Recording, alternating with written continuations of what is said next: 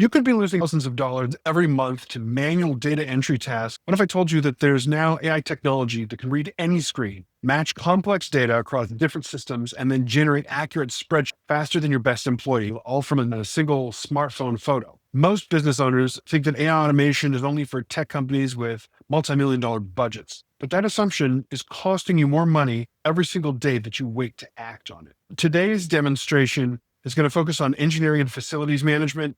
The AI capabilities we're exploring have massive implications across virtually every industry. Medical professionals matching patient records across different hospital systems to legal teams cross-referencing case documents from multiple databases. These same pattern recognition and data matching skills are just changing how professionals handle complex information workflows. I'll show you exactly how to adapt these techniques for your specific industry. For today's task, engineers are out working on multiple buildings and they have iPads that give them work tasks. The billing for these tasks works in the background with the accounting department, but they want to allocate exact percentages of the labor hours spending over each building. But these blue-collar techs don't know or don't care about the accounting problem.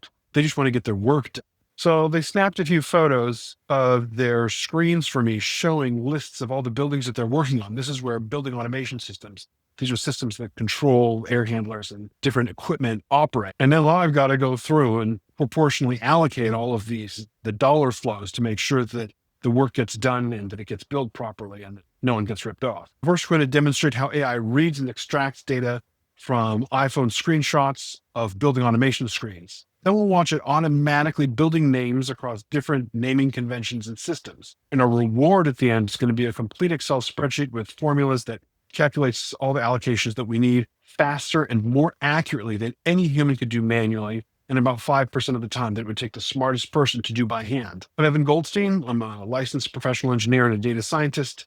And I'm building the AI Capitalist R&D channel to give you the AI tools that you need to conquer the world. Let's go over the data that we have to work with here. What we're looking at is a breakdown of a building automation system. These are computerized systems that run air conditioners, pumps, and boilers inside of different buildings. Here we've got a list of different buildings within this campus that I'm working with, and all of these are controlled by the system. Now there's several different systems, this being an old campus with hundreds of buildings and lots of different systems running. A technician has actually just gone up to the screen, snapped a picture on his iPhone, and sent it to me. Here's where it gets interesting, because we're not just dealing with one system. Here's another one from a different system that has different names. Now, you'll see some of these names are short, like McCormick. Is it McCormick Hall? We have McCormick Tribune Center on the other screen. Here we have a different building automation system from a different supplier that has some other buildings in it. Now, what we want to get here is a proportional allocation. Each of these buildings has its own square footage, and we want to tally up all these buildings, get the total square footage, and then the percentage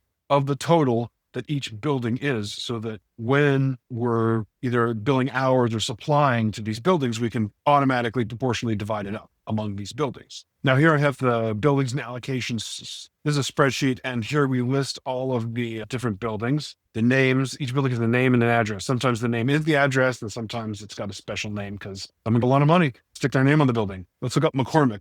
So in this case, we have McCormick Hall, and then there's McCormick Foundation. The same guy gave money to different buildings, so there's a few buildings named after him.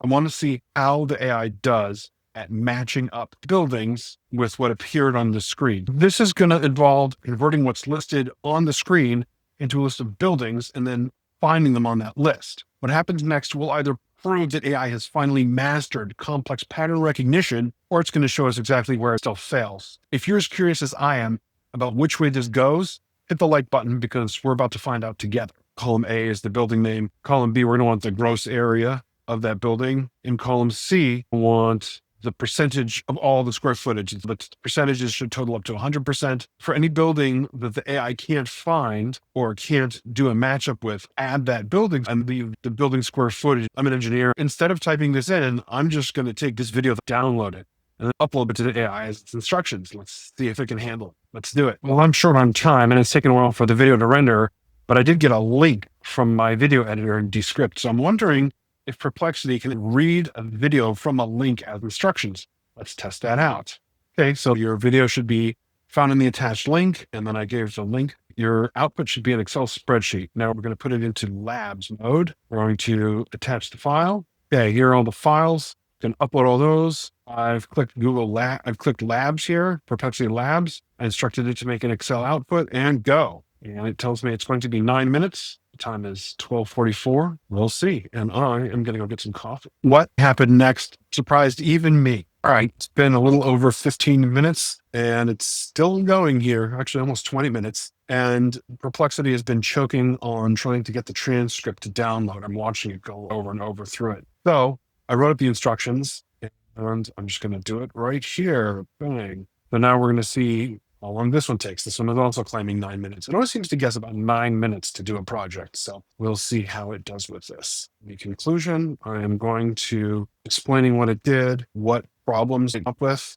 And what we're seeing here is that it gets the gross square footage, but the proportional percentage we're trying to calculate is still just a number. When AI tries to do calculations itself, it can come out with weird answers. If we highlight all these, it comes out to 100% even. This looks correct, but I want to see formula in here because what if I update these zeros with actual numbers? Let's see if we can get Perplexity to do that. So I'm just going to reprompt. I'm saying this is good, but it was output as a CSV without the formulas to show how the figures were actually calculated.